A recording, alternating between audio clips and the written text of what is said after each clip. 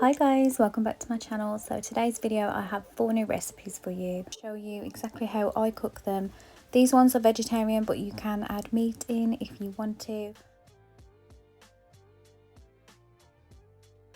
Firstly, my top tip with meal prep: chop all your garlic, your ginger, your veg and freeze it. It makes it so much easier if you are cooking from scratch, saves time, and it's also still as fresh as the day that you bought it and chopped it, and also you save a ton of washing up. Okay, so the first recipe I'm going to share with you is my jerk skewers and rice and peas. So what you need for the marinade is some chilies and spring onions, some fresh garlic, soy sauce, some cider vinegar, some brown sugar, fresh ginger, some thyme, and I use fresh and dried, some mixed spice and nutmeg, some salt and pepper. I use black and white pepper, and some, did I say nutmeg? Some cinnamon and ground cloves. Whatever I forgot to mention, I'll put it in the description anyway with the measurements. I also added some lemon and some sweetener, and then give it a good whiz. Okay, so we are using these vegetarian sausages as our skewers. I'm just holding some of the marinade back for our barbecue sauce. I'll show you how to make that in a minute, but firstly I'm just going to coat all of the sausages in the marinade and let them soak it up for about 20 minutes.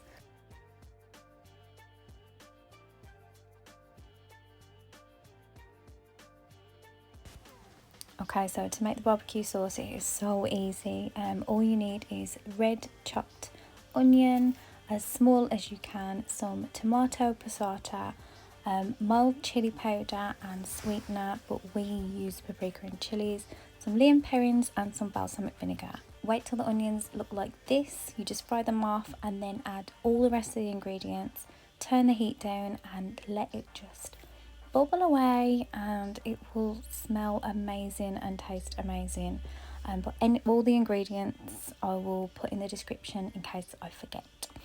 But here I'm just adding some of the jerk marinade just to give it a little bit of a jerky taste, and then I'm going to put it back in the processor to whiz up. Now I'm just checking on the skewers. This is like sort of a hack that I do. I've opened one of these roasting bags and I sort of tuck the sausages in, skewers, kebabs, whatever you want to call them. This stops them from drying out when they're baking in the oven, and it keeps all the juices in.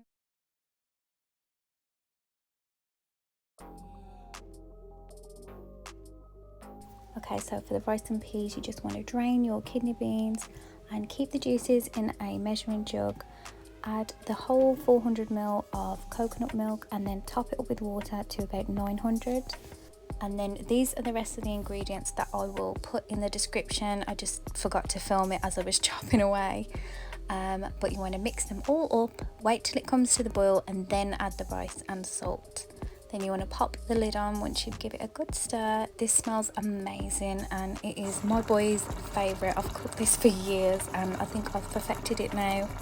Okay, so these have been in the oven for 20 minutes now on low. I don't really worry too much with the vegetarian sausages because I know they're not chicken, they can't be really undercooked. So yeah, I'm just mixing some of that barbecue sauce on now, and then I'm going to cover them up and pop them in for another 20 at 200 degrees. And check on the rice, and as you can see it's bubbling away lovely. It is tempting to stir it, but don't, just keep checking on it, because when you do and it's all done, it will be lovely and fluffy like this. You do need a good pan for this as well, because it does tend to stick a lot to the bottom. Okay, so the skewers have been in on really low heat. I don't really worry about, oh no, are they cooked enough, because you know they're not meat, so it's a lot less pressure than when we used to do the jerk chicken. It's one bonus, but yeah, they are looking really good.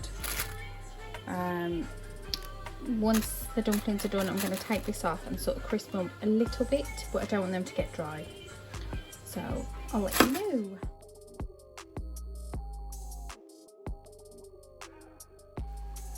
So I let the skewers cool down, and then I popped some little kebab sticks in there, and the kids loved these. And they do look and taste like kebabs, but we just put our own spin on it and it tastes so good. As you can see, this is my plate and I have the tiny little dumpling that got burnt, so thanks boys. Okay, so here's everything you need for this Mexican lasagna. It's sort of like a normal lasagna but just with a few extras, and again I will put everything in the description. So I cooked my meat as normal, well, our corn meat, and then you just layer it up. Obviously I did it more like a chili and added some butter beans and kidney beans, and once this layer was on, I don't know what I'm talking about here. I'm going to put the sauce on, but before I do that I'm going to put some of this homemade salsa in. I'll try and put this in the description as well for you guys. This one was more dry because I didn't want it to be too soggy, so we didn't put as much like orange juice, and yeah, so I'll put a layer of that, then some salt and pepper, whatever, you know, you just add whatever you want to taste, and then I put the cheese sauce on. And let me tell you guys, actually I've done this before and I used nacho cheese sauce, and oh my god, it was so good. Okay, so the sauce is all on now and covered. Then I am going to sprinkle some crushed Doritos, or just normal tortilla chips, but just crush them up. These cheesy ones go really nice with it. So I sort of spread that out and then put in whatever's left of the salsa on top, and then I am just going to add some cheese and bake in the oven until it is done.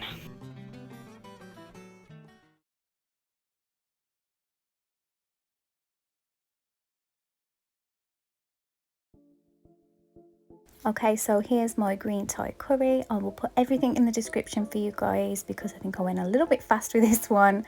I'd already started cooking before I started filming. So I have in here some courgettes, some peppers, fresh garlic, fresh ginger, some designated coconut, some chili flakes, and you've just seen me put in some more garlic paste. Then I'm going to go in with my Thai green curry paste and a little bit of water, just to help the paste go further and to coat all of the vegetables. So then I'm gonna let that like soften all the vegetables, because if you'd seen my meal prep, then you know that the vegetables are frozen, but they're still all as fresh and they cook the same. It's just so much easier because you don't have any chopping to do. So give that a good mix.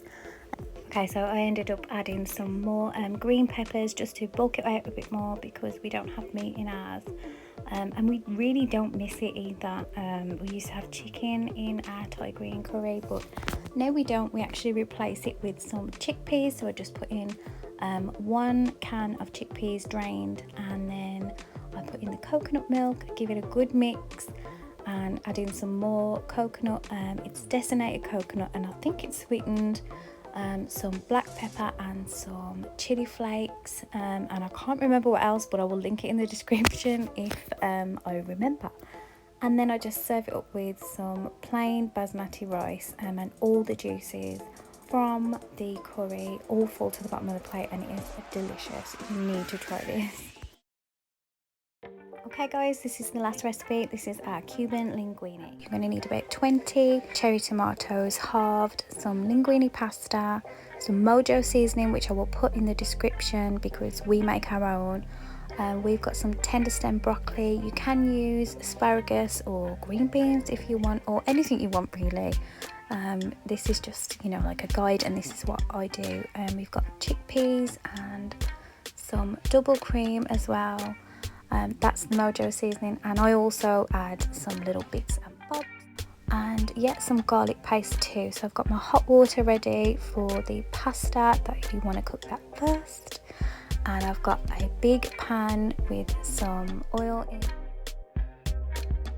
I like to twist it round and then push it down as it starts to cook.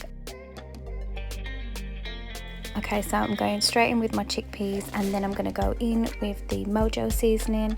Like I say, we replace the prawns for chickpeas, but you can use prawns if you want to, and you would just do it exactly the same until they're cooked.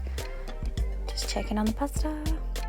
Okay, then you go straight in with your cherry tomatoes and your greens, a bit of garlic paste, and then you want to add a little bit of water just to make it go a bit further.